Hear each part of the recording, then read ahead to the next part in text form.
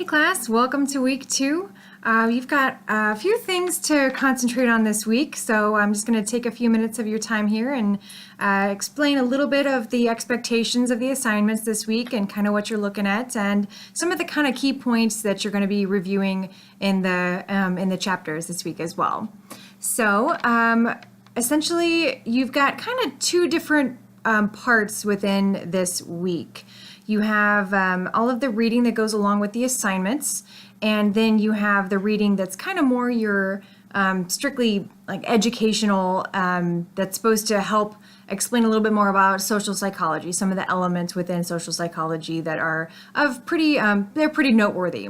So for example, you are going to be reading a couple different PDFs this week. You're going to take a look at the different topic choices. So that was in the discussion last week when you were it was first highlighted that you're going to be choosing one of two different tracks. Now you're going to be looking at the PDF that actually talks about those different tracks. So you're going to read over that and choose which track you want to go down. Essentially, that's which topic you want to make your paper about and what you want to learn about. And it's going to have, based upon which track you choose, you're going to dive right into some different articles that focus on that particular topic.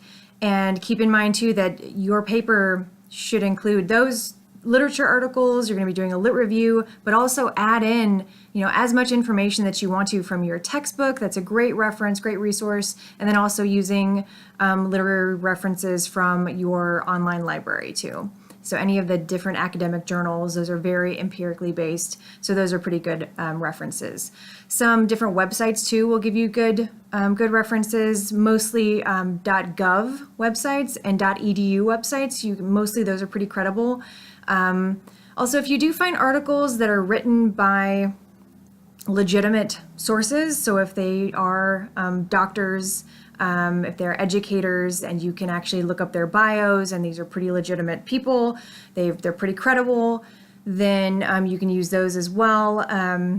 APA.org has a lot of great articles written by some pretty smart people too. You're always welcome to do APA.org. There are a lot of other websites out there. They're rich with information, don't get me wrong, and a lot of breadth, a lot of different topics. A lot of them go pretty deep into some issues as well, a lot of contemporary issues going on, so you kind of get a pulse of psychology issues out there. But a lot of .com and .orgs, they're not 100% guaranteed to be perfectly valid and empirically based. And just because there is a question, you cannot be certain all the time. I would say maybe steer away from those for this particular course. I do think that it's good to use some of that information to help maybe put some like topics or concepts into more of like a layman's terms. Like, don't get me wrong, there are some concepts and how they're written or how they're described in academic journals. It's just meticulously written and it's tough to really understand what they're saying. So sometimes if you go down to other sources, they might break it out for you a little bit more simply. So if you look and find a nice article that explains something a little bit easier to you for your own personal benefit, then sure, use that. Double check that it's correct, because that's one of the aspects that we're not 100% sure of with some of the websites nowadays, is if, where are they getting this information? Is the information actually correct? So that's the whole point of using empirically based articles, is that this is done by research, or the information found was done by research based scientifically on lots of different people, lots of different samples were used to come up with these different consensus of ideas. So kind of keep that in mind as you're moving into finding good references for your projects throughout this term. So in addition to that, so you're reading the PDFs that talk about the different things, the project topics. You're going to be working on a journal assignment that talks about the topic selection that you're choosing and a different lit review, learning about the process of lit reviews. And then you're doing a discussion board assignment that you're reviewing research. You're talking about research methods. And then the second part of this week's assignments really more focus on the concepts within social psychology that you're learning about. But the reading in the textbook doesn't necessarily 100% contribute to the weekly assignments. This is just additional reading, and this is reading though that's part of the curriculum for the course. So please read the chapters even if they don't fully or directly contribute to the assignments. So for example, persuasion. That's one topic that you're going to be looking at. And then the second topic within your textbook is talking about groups, like group interaction. So that's chapter 7, chapter 8 in your textbook. So that being said, I'm just going to highlight some more interesting aspects of the concept of persuasion and how that influences people, essentially, and how that makes its mark on society, from what you eat in your own home to big policy decision for a large grouping of people. So persuasion and groups, they're two topics that definitely intertwine and they relate to each other. So persuasion, it can be a good and bad thing.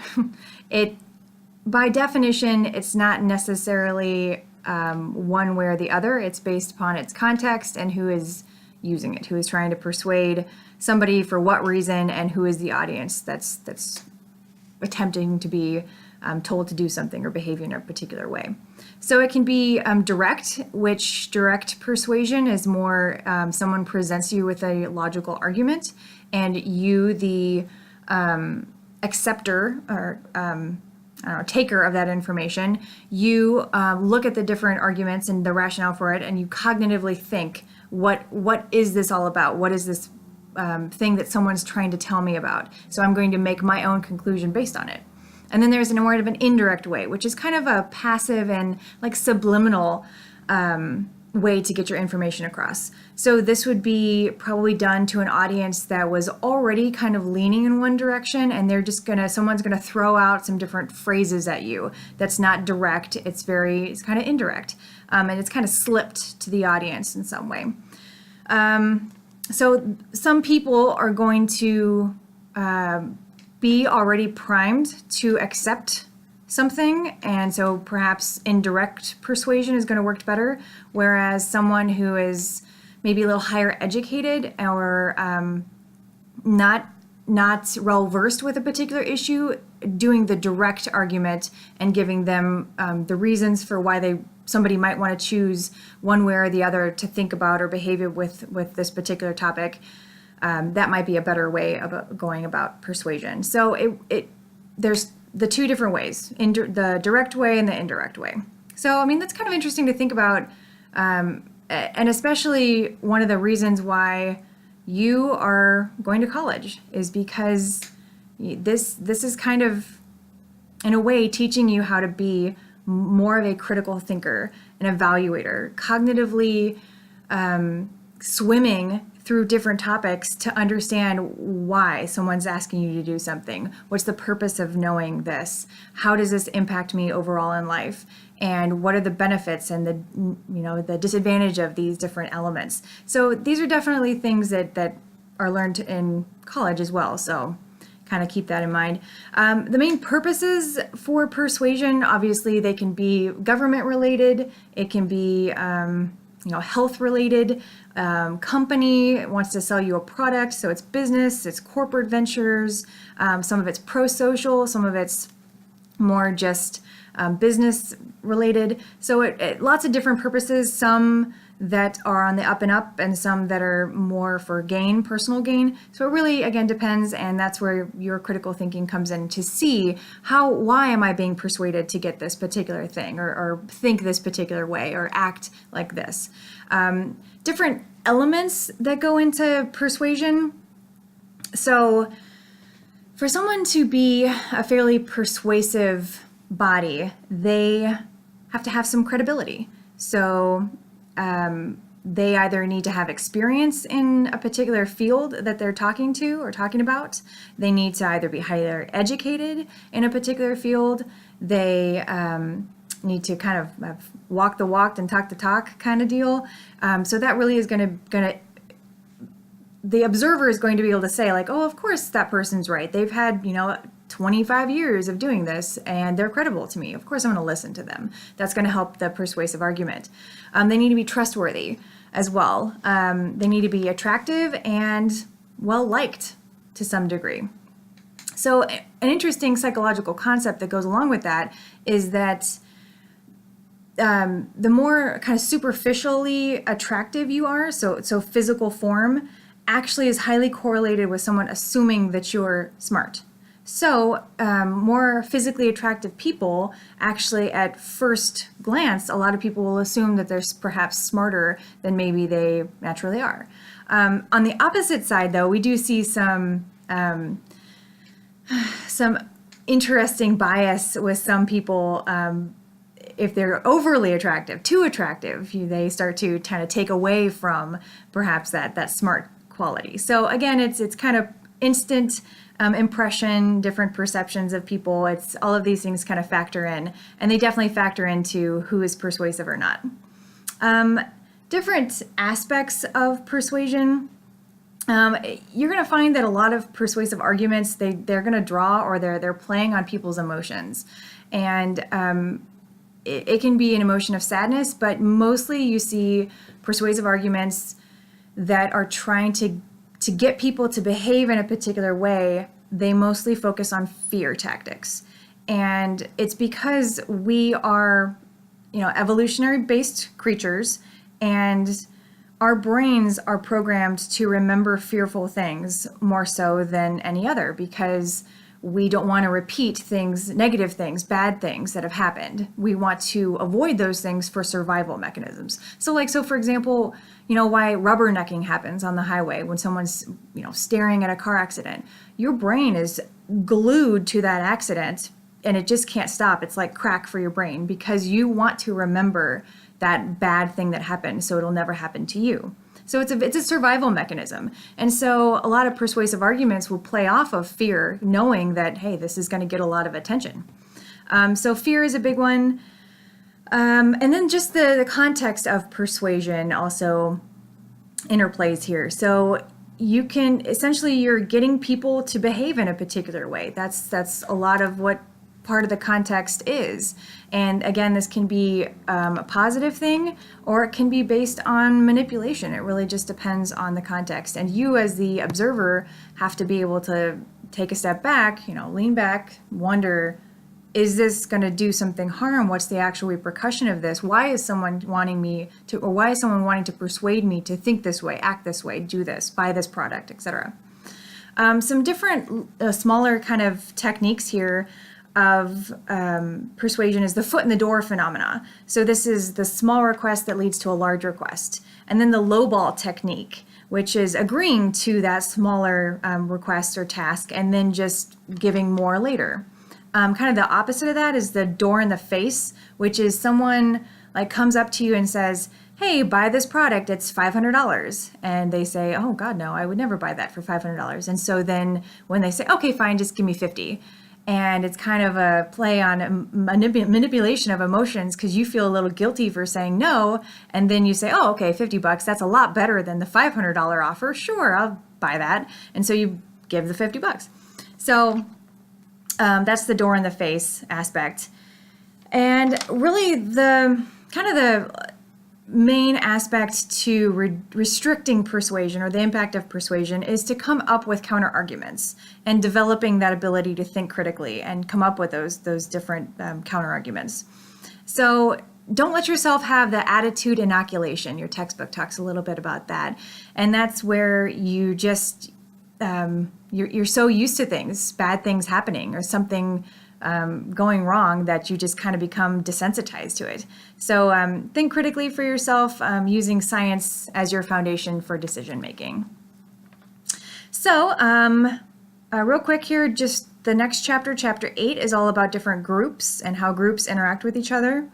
Some main aspects of that chapter that I thought were pretty interesting that you might want to take note of was social facilitation. how this has kind of come into a kind of like a group competition that motivates us. It's group motivation. We want to go faster and be stronger when we're around other people that are doing the same thing as us. It's kind of we drive each other on. Evaluation apprehension. This, I am definitely a victim of this. When I was going through school and, still going through my doctoral program, I hate being evaluated by instructors. So knowing that, I try very hard to make you guys feel like this is a learning experience. It's not a judging experience. I want you guys to take away good things from this class and know that I'm not looking to punish you for minor little errors. So that being said, social loafing is another interesting aspect of being a part of a group. It's where you're a group, you're a part of a group, you can blend in. Why work so hard, essentially? De-individualization or de-individualism. It's where you lose kind of a piece of your identity because you're a part of a group. And it's easy to become part of a group, especially if you have a lot of motivation to be emotionally invested in that group. So that definitely happens. A couple interesting questions about that. Like, how do you think the notion of de-individualism has become any less or more prominent today based upon like technology and social media? Do you think that that's had an impact? Additionally, how has anonymity and social media reduced our social manners, our ability to communicate with people in a face-to-face format? Do you think it's had any effect?